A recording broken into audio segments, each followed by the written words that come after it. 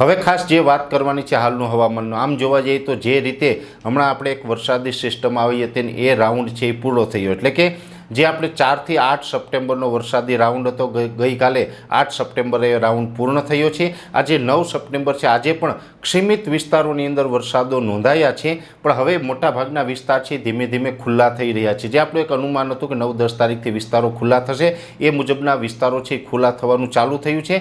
ખાસ કરીને હવે અત્યારે જે 500 HPA લેવલે વાદળ છે, એટલે અમુક વિસ્તારની અંદર વાદળછાયું વાતાવરણ જોવા મળતું હશે, એ વાદળછાયું વાતાવરણ છે અમુક વિસ્તારમાં જોવા મળશે। બાકી મોટાભાગના વિસ્તારોની અંદર આકાશ ખુલ્લું થશે ને હવે તડકો નીકળશે, પણ હવે ધીમે ધીમે તાપમાન પણ ઊંચું જવાનું છે। સ્વાભાવિક રીતે અત્યારે સપ્ટેમ્બર મહિનો ચાલી રહ્યો છે, સપ્ટેમ્બર મહિનામાં ઊંચું તાપમાનો એટલે કે જે ભાદરવો મહિનો હોય છે, તો ભાદરવોમાં સ્વાભાવિક રીતે ઉનાળા જેવો માહોલ જોવા મળતો હોય છે, એવો જ માહોલ હવે આવતીકાલે સવારથી જોવા મળશે। આવતીકાલે 10 તારીખથી લઈને 15 તારીખ સુધી રાજ્યના હવામાન છે એમાં મોટો બદલાવ આવવાનો છે, ફેરફાર થવાનો છે, અને રાજ્યનું હવામાન છે એમાં ઉનાળા જેવો અહેસાસ થશે। એટલે કે આપણે ઊંચું તાપમાન અનેક વિસ્તારની અંદર 34 થી લઈને 38 ડિગ્રીની રેન્જમાં તાપમાન આવનારા 5 દિવસ દરમિયાન જોવા મળે તેવી શક્યતાઓ છે। જેમાં ખાસ કરીને પવનની ઝડપ છે એ ધીમે ધીમે હવે નોર્મલ નજીક આવશે। ભેજવાળા પવન આવી રહ્યા છે, હ્યુમિડિટી વધી રહી છે, જેથી કરીને ગરમી, ઉકળાટ અને બફારા જેવો માહોલ પણ